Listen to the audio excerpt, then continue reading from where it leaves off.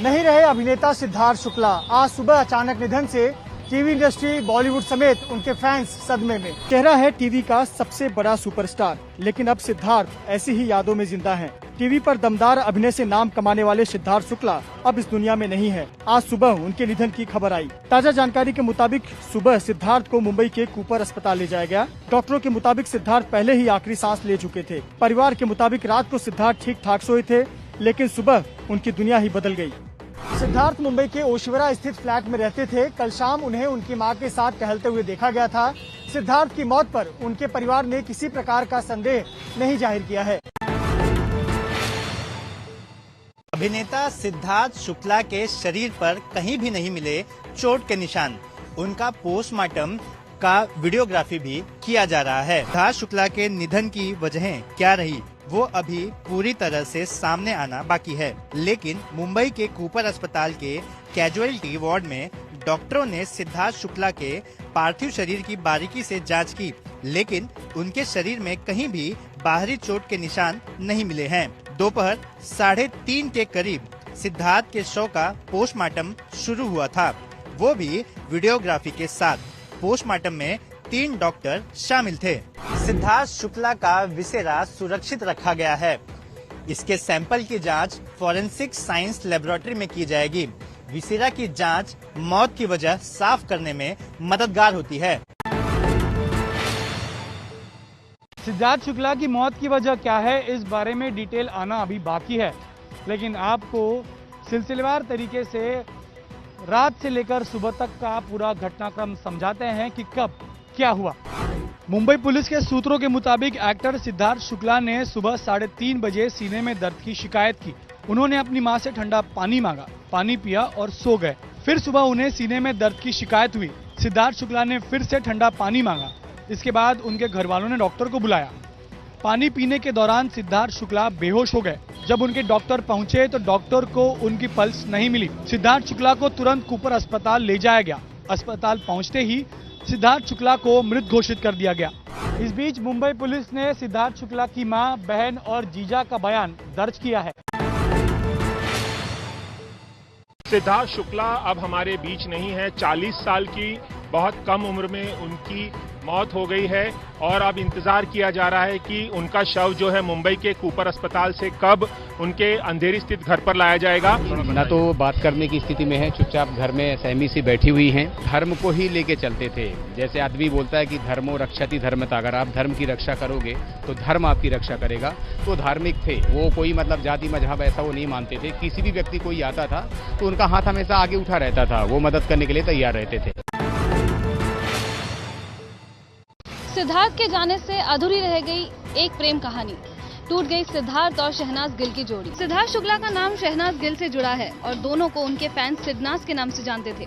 Big boss में उनका प्यार परवान चढ़ा था, लेकिन अब केवल नाज रह गई है, क्योंकि सिड ने तो दुनिया अलविदा कह दी। सूत्रों के मुताबिक शहनाज गिल शूट में व्यस्त थी और जैसे ही उन्हें पता चला कि सिद्धार्थ नहीं रहे, उन्होंने शूटिंग छोड़ दी और एक प्रेम कहानी अधूरी रह गई। ये सिद्धार्थ और शहनाज की लव स्टोरी थी, जिसने बिग बॉस सीजन 13 के पॉपुलैरिटी के सारे रिकॉर्ड तोड़ दिए थे। अभिनेता सिद्धार्थ शुक्ला को फिटनेस फ्रीक माना जाता था।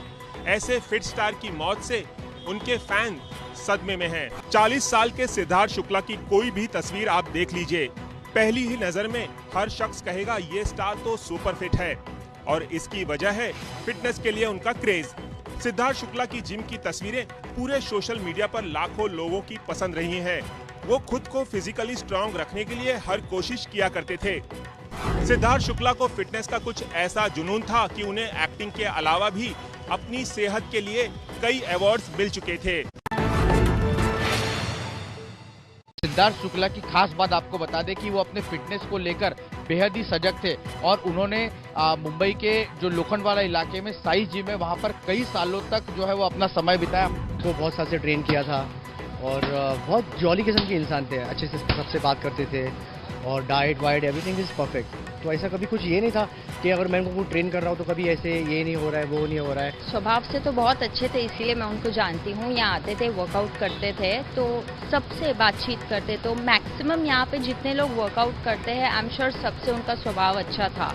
एटीट्यूड इशू नहीं था। तो दिस इज़ हाउ, मतलब हंसते रहते थे एंड उनका वर्कआउट हम लोग देखते थे तो ऐसा लगता था कि मतलब ही इज़ टू गुड।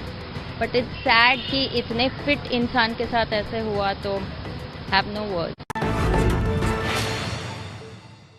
चला गया टेलीविजन इंडस्ट्री का बिग बॉस।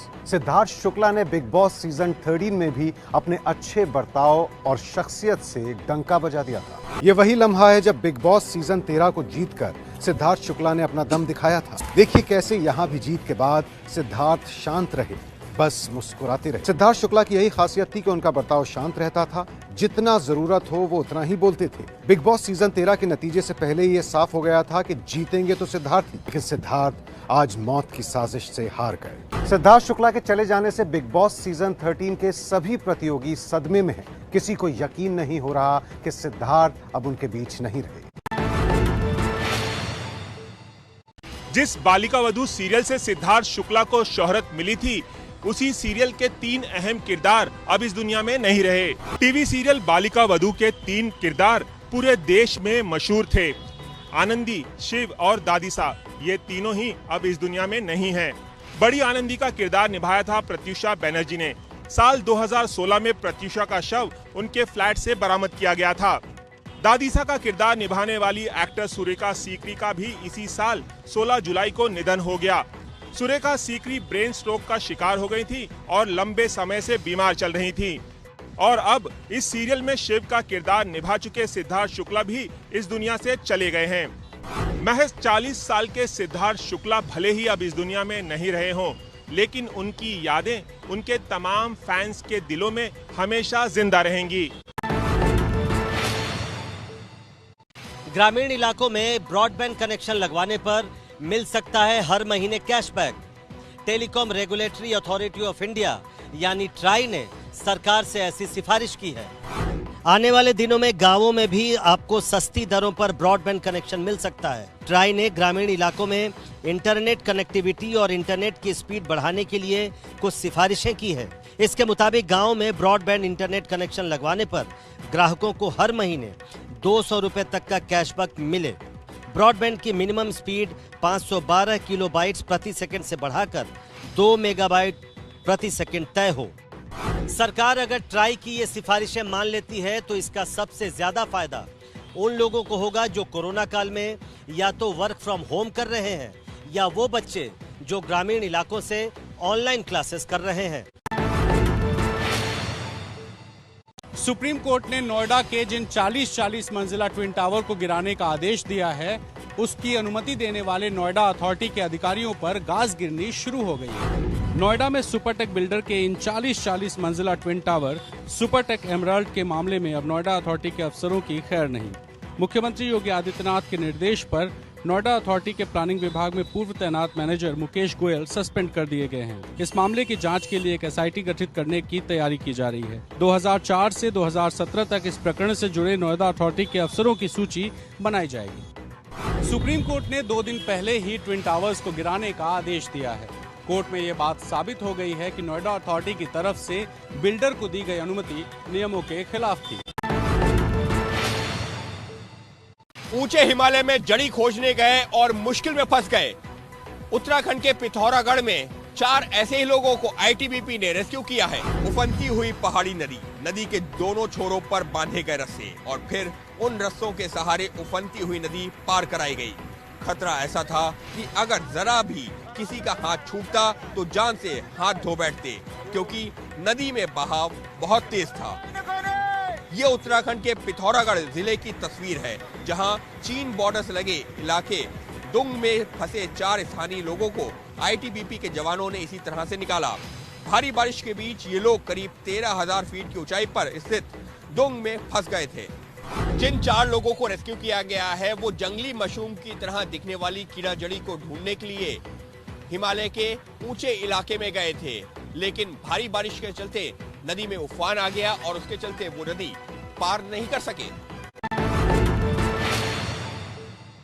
इस बार कुदरत दुनिया के सुपर पावर अमेरिका का कड़ा इम्तिहान ले रही है। जंगल की आग के बाद अब अमेरिका के बड़े शहरों में तूफान का कहर बरपा है। न्यूयॉर्क के अंडरग्राउंड मेट्रो स्टेशन पर मेट्रो खड़ी थी।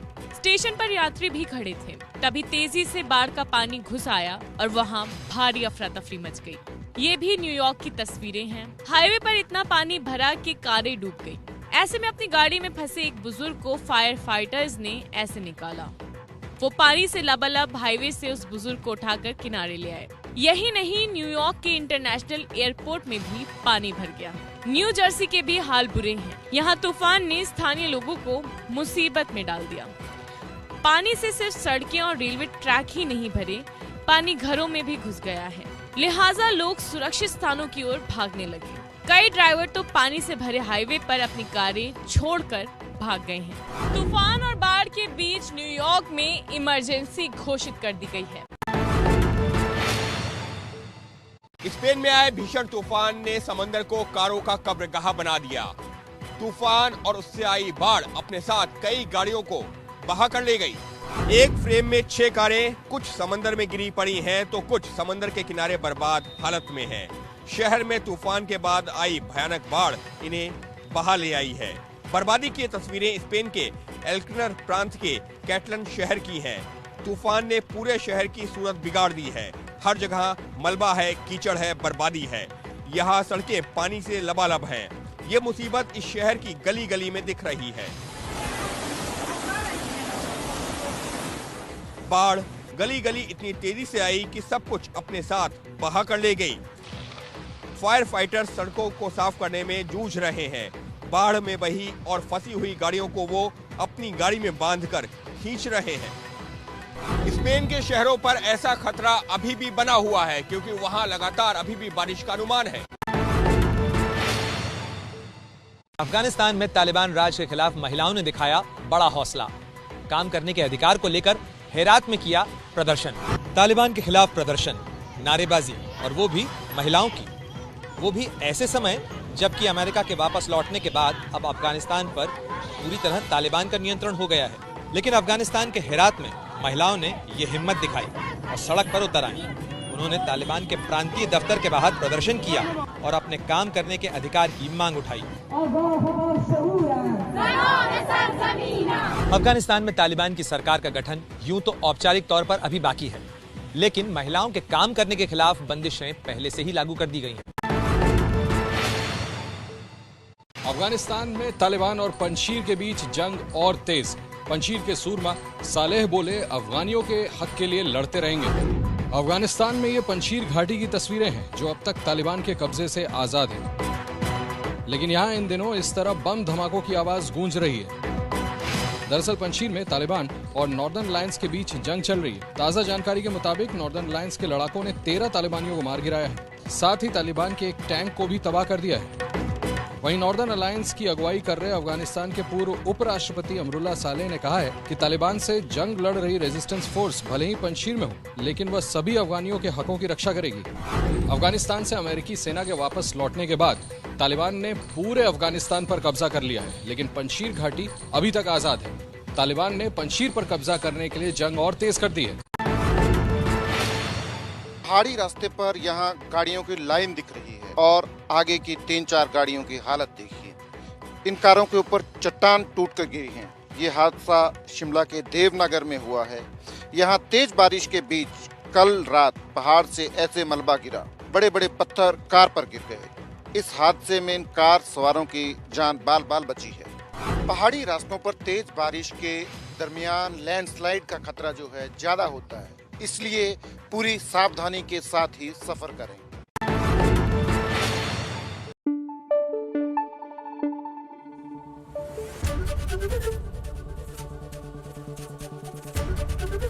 एबीपी न्यूज आपको रखे आगे।